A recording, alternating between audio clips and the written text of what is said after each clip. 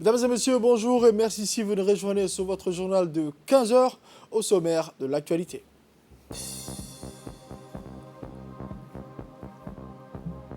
Visite d'inspection à l'usine de production de bromure de sodium située dans le golfe du lac Assal.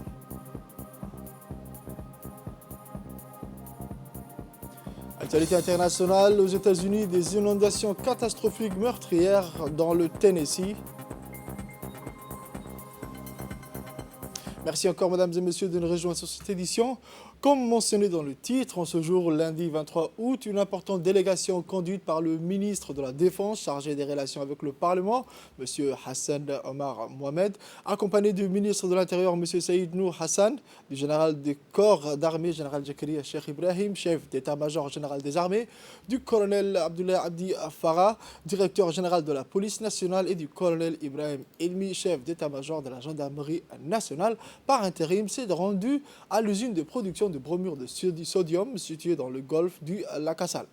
Cette visite a pour objectif d'étudier les voies et moyens en vue de renforcer les mesures de sécurité de ce site, de ce projet d'envergure situé non loin d'autres projets d'importance nationale tels que le port de Goubet ou encore le projet de la géothermie.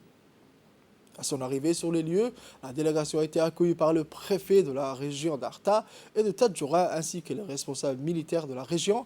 Après avoir passé en revue les troupes d'honneur de la gendarmerie nationale et une brève visite des locaux du site de production, les autorités civiles et militaires se sont entretenues avec les responsables nationaux et chinois de l'usine où ils ont souligné dans leur allocution respective l'importance que témoigne l'excellente relation de coopération fraternelle et fructueuse entre la République de Djibouti et la République populaire de Chine. De leur côté, les responsables de l'usine ont vivement remercié cette importante délégation de leur déplacement qui démontre l'importance qu'accorde le gouvernement djiboutien à ces grands projets. En profitant de cette opportunité, ces derniers n'ont d'ailleurs pas manqué de transmettre leurs chaleureuses salutations à son Excellence Monsieur le Président de la République pour son soutien constant en œuvrant pour le progrès et le développement de la République de Djibouti. À l'issue de cette visite à l'usine de production du bromure de sodium, la délégation s'est rendue au village de lac Assal où ils ont pu s'entretenir avec les locaux du village. Ces échanges ont porté généralement sur l'aspect sécuritaire dans la région et le rôle que doivent exercer les autorités administratives et locales pour sensibiliser au maximum les populations placées sur leurs responsabilités contre toute forme de menace portant atteinte à la sécurité du pays. Les ministres n'ont pas manqué de souligner l'intérêt lié à ce projet au profit de notre pays et en particulier au développement de la région. Cela nécessite une étroite collaboration entre les autorités administratives locales et leurs forces de défense et de sécurité dans la sauvegarde de la stabilité et de l'unité du pays. Enfin, ces discussions jugées fructueuses et productives se sont achevées par la lecture des doigts par les notables de cette assemblée. Autre actualité à présent en Égypte où le ministre de la Santé, son Excellence Dr Ahmed Roble, en visite officielle à la République arabe d'Égypte depuis samedi 21, a rencontré hier matin, dimanche 22 août, Dr Hala Zayed, ministre égyptienne de la Santé, avec qui il a examiné la construction d'un futur hôpital mère et enfant à Djibouti financé par le gouvernement égyptien. Notre ministre était accompagné par son Excellence M. Mohamed Dour Hessi, ambassadeur de Djibouti en Égypte, ainsi qu'une délégation du ministère de la Santé qui ont entamé le programme hier par la visite de l'autorité égyptienne des ambulances, puis l'Institut Nasser et l'Académie de la princesse Fatma. Les deux ministres ont examiné l'organisation de caravanes médicales pour des soins ophtalmologiques dans les écoles, ainsi que des formations des filtres médicaux. Et après cet entretien fructueux avec son homologue égyptien, Dr Ahmed Roble a poursuivi ses visites de l'hôpital 57357 Children Cancer Hospital Egypt et à l'usine Rules Medicament Gipro Pharma. À Arta, maintenant, direction à Arta, où un atelier de formation sur le suivi et l'évaluation des mouvements transfrontaliers des populations dans le domaine de la lutte contre la tuberculose des pays membres de l'IGAD s'est tenu. En effet, les mouvements transfrontaliers qui sont en déterminant social majeur de la santé de la maladie ont été cœur de cet atelier de 5 jours organisé par l'IGAD. La région est touchée par des flux migratoires mixtes provenant ou transitant ici. La zone est également confrontée à des défis migratoires uniques en raison de la présence des pasteurs nomades et semi-nomades dans tous les pays de l'IGAD. Ces dynamiques régionales sont aggravées par une faiblesse générale de la gestion des frontières. Il convient de noter que la tuberculose multirésistante est une préoccupation croissante dans la région de l'IGAD et des efforts ont été déployés pour accroître la détection des cas de tuberculose multirésistante, mais son traitement pose des formidables défis aux programmes nationaux de lutte contre la tuberculose. À Djibouti, à présent, à Balbala, Nala Organization a clôturé en apothéose et avec éclat le samedi 21 août au collège de Fukuzawa le camp d'été par une kermesse au bénéfice de 170 jeunes filles de primaire et du collège du bassin pédagogique de Balbala. Ce camp d'été est étalé sur une période de 10 jours, du 10 au 13 août pour les 10 ans et à 18 ans et du 16 au 21 août pour les 17 à 11 ans. L'ONG Nala avait pour objectif d'offrir à ces jeunes filles sélectionnées par le MENFOP sur 2 critères, méritantes et motivées, des activités socio-éducatives et récréatives. Parmi les activités récréatives, des ateliers de peinture, de collage, des tissages de perles, de zumba, de self-défense et d'autres activités sportives. Ces activités étaient alternées avec des conférences éducatives pour les collégiennes animées par des femmes juristes, conseillères d'orientation psychologues, médecins spécialisés sur les menstruations et les mutilations génitales féminines.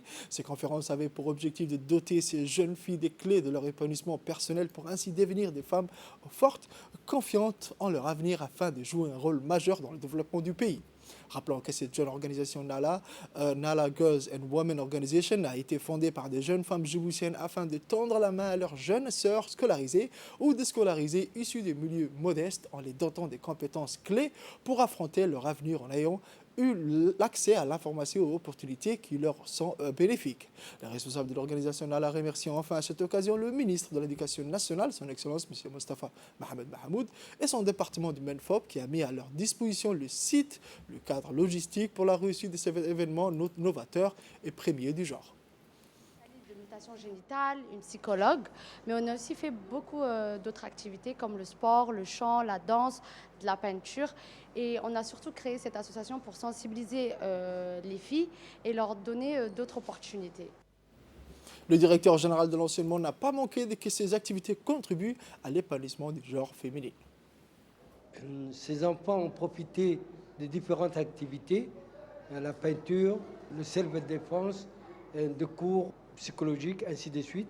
Je remercie ici toutes les bénévoles de l'organisation Nala qui ont jour et après-midi apporté des activités variées à ces jeunes enfants qui sont en vacances et ça répond et ça rentre dans le programme du ministère de l'Éducation nationale de donner la priorité à la scolarisation des filles, de donner l'occasion à ces jeunes filles d'apprendre davantage, mais également d'apprendre leurs droits et surtout pour que demain, ces filles-là qui seront des futures mamans vont profiter pour apprendre ce que c'est la vie et surtout pour montrer le rôle que joue la fille dans la société. Après la parité de la scolarisation des filles et garçons, c'est surtout la réussite des filles puisque une société qui a éduqué ses filles, c'est une société qui s'est développée. À travers toutes les personnes présentes ici, les parents de ces élèves, les associations, les ONG remercient le ministre de l'Éducation nationale à travers cette idée qu'il a initiée, à travers le programme Nala puisse participer à ces camps d'été. Mostafa Mohamed Mahamoud a été remercié par les parents, par tout le monde et c'est très important, on applaudit. Actualité internationale à présent, une semaine après le séisme qui a ravagé le sud-ouest d'Haïti, le bilan s'est encore alourdi. Au moins 2207 personnes ont été tuées et plus de 340 sont toujours portées disparues. Apporter eau et nourriture aux dizaines de milliers de familles sinistrées est un défi logistique et pour accélérer les distributions, la protection civile haïtienne se tourne vers l'acheminement de l'aide par l'hélicoptère. Les centres-villes des communes du sud-ouest ont été largement détruits par le séisme, mais ce sont surtout dans les zones rurales très enclavées que l'urgence humanitaire est la plus criante. L'hélicoptère des Nations Unies et les 8 autres mises à disposition par l'armée américaine vont multiplier les rotations, une logistique plus compliquée mais qui évite les pillages de convois entre les villes de province. La police haïtienne a annoncé un renforcement de ses équipes dans le sud pour éviter que de l'aide si vitale aux sinistrés ne soit volée. C'est tout pour cette édition de 15h, mesdames et messieurs. Merci de l'avoir suivi. Restez avec nous pour la suite du programme. 4.